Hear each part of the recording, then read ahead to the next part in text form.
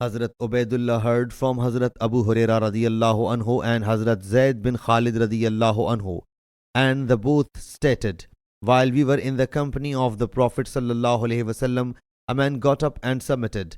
I, adjuring you by Allah Jalla Jalaluhu, submitted. Decide between us in accordance with Allah's book. Then the other man, who was comparatively more sensible, got up and submitted.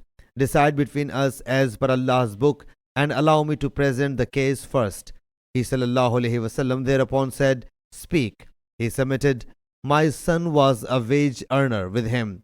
He committed adultery with his wife, so I ransomed him with 100 goats and a servant. I then inquired of the scholars about its precept, and they told me that my son would be flogged with 100 lashes and forced into exile for 1 year, whereas his wife would be stoned to death. The Prophet ﷺ thereupon said, By him in whose control my soul is, I will surely settle your case in accordance with Allah's book. 100 goats and the slave will be returned to you. Your son will be flogged with 100 lashes and banished for a year.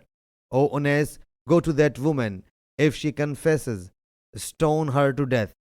That woman confessed, so she was stoned to death. I said to Sufyan, whether he did not ask, Tell me whether my son will be stoned to death. He replied, I am doubtful about Zuhri in this connection, for sometimes he would say and sometimes observe silence. Sahih Bukhari, Hadith number 6827 and 6828.